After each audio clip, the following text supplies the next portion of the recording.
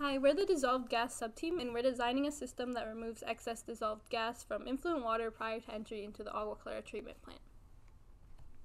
Alright, so what is the problem with dissolved gas and why are we researching it?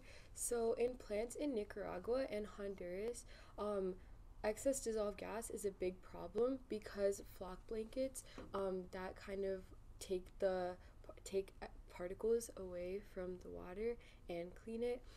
They're supposed to sink, and this is integral to cleaning it out of the treatment plant.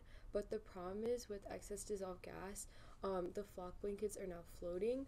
So this is a big problem for two reasons. So first of all, it's a waste of time because when the flock blankets float, they're not cleaned out on their own. So the plant has to stop and clean out the floating flocks, and this is obviously a waste of time. And second of all, in the long run, it is a waste of money because when flocks float, this clogs the filters, and in the long run, plants have to invest in buy new filters, and this is not good money-wise. Alright, so the timeline of our semester.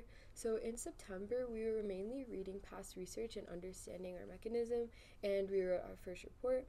And in October, we started testing our original apparatus. So mainly we set it up and we kind of ran some basic trials and saw what to fix. And we wrote our second report.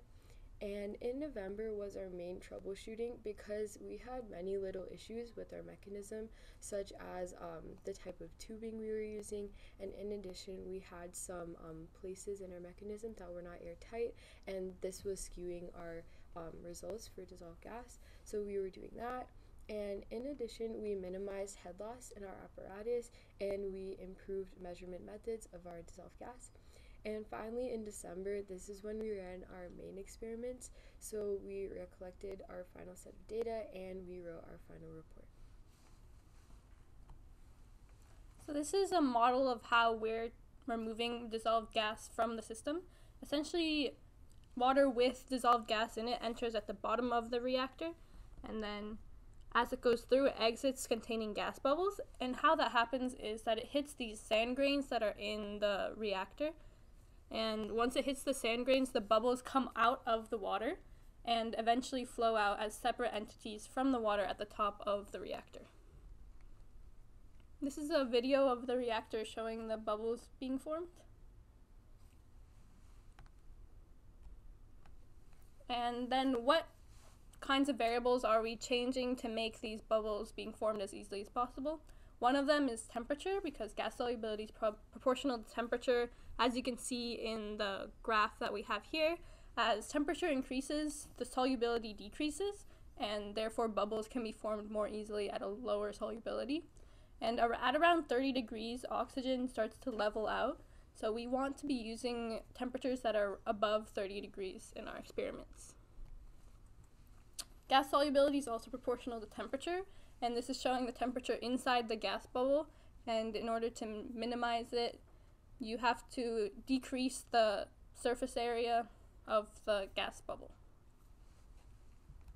So this is the full equation of gas solubility, and the one that we just talked about is K, which is mostly controlled by the temperature, as long as this term, which is again the size of the gas bubble that I just talked about.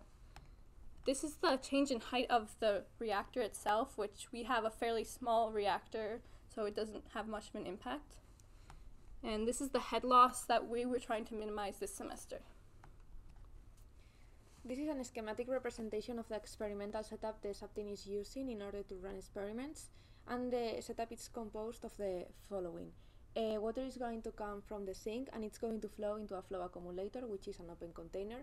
Then it will flow to a peristaltic pump, and after the water being pumped, it is going to flow to the reactor.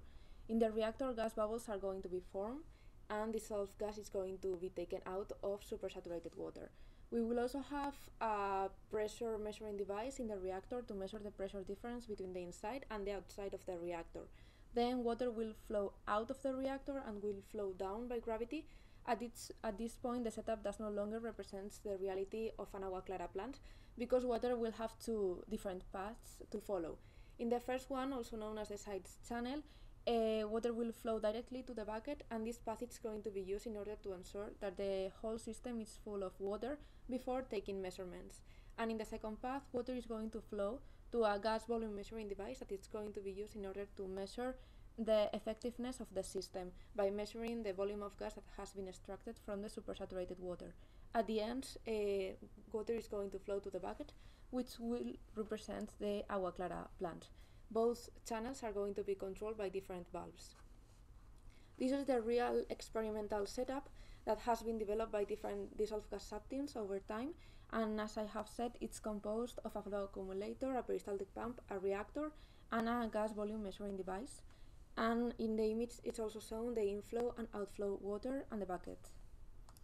The flow accumulator. The flow accumulator basically it's an open container that it's going to be used in order to measure different properties of the water. For example, we are going to measure the temperature of the inlet water. It's also going to be used in order to control the inflow rate of the water. The peristaltic pump is a machine that is going to be used in order to pump water at a known or given rate. The reactor is the main component of our system, and it's going to be used to extract it's going to be used in order to extract gas from supersaturated water. Water is going to flow into the reactor being an upward flow, and when flowing through the sand's layer, gas bubbles are going to be formed because sand is going to provide surfaces for this process to happen. Then gas bubbles are going to flow up, and finally they are going to exit the reactor, flowing down by gravity with water. In the reactor, for gas to be extracted from the water, we need a velocity of the water to be equal to the fluidization velocity, and this is going to be obtained by using the pump we have previously shown. The side channel. The side channel is a new implementation that has been done by the subteam this semester, and we did it because we realized that when running experiments at the beginning there was a lot of air that was trapped inside the system, and so we wanted to take this air out first before obtaining measurements. In the side channel, as I explained before, water is going to flow directly to the buckets, and it's going to be controlled by a valve. And finally, the gas volume measuring device.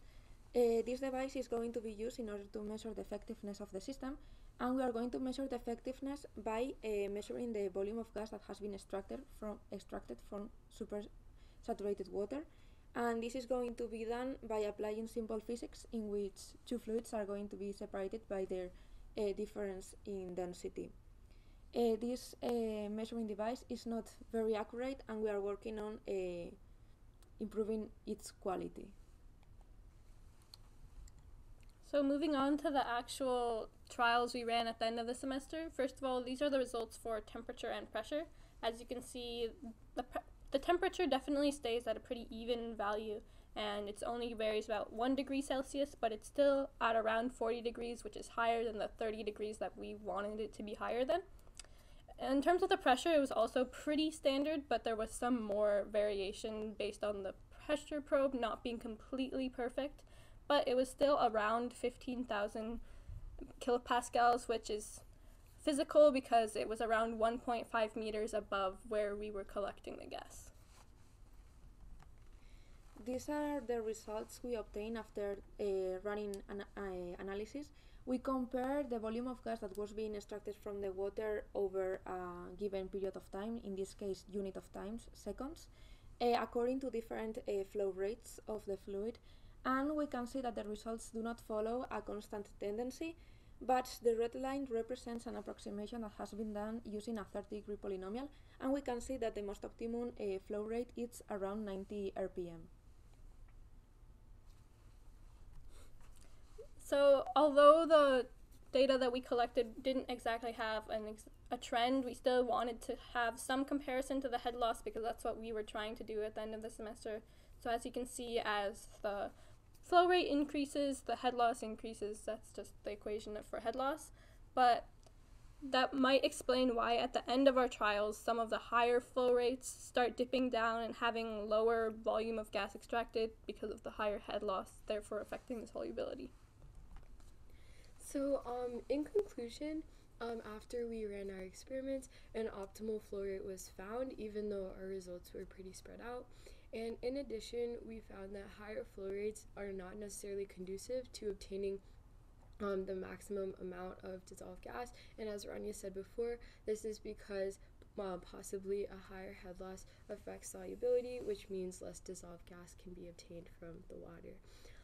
So for further work for our sub-team, first of all, we would want to run more trials with the mechanism because after we modified the mechanism, we did not run as many trials as we would want it to. So we would want to run more trials to see if possibly that could help our data. And in addition, a big problem we'd want to fix is preferential flow because right now we have a small influent tube leading up to a reactor that is quite larger in relation, and this causes only part of the sand bed to be fluidized instead of all of the sand bed. So we would want to fix this in order for because if more of the sand bed fluidizes, then more bubbles can be extracted from the water, therefore more dissolved gas being extracted. And finally, we would want to optimize the measurement of dissolved gas because, as Aratse said before, right now our dissolved gas measurement method is not necessarily the most error-proof because it involves a lot of human error because we're the ones kind of eyeballing the measurements. So we would want to optimize this measurement because it has very big implications for the future of the dissolved gas subteam. But, thank you.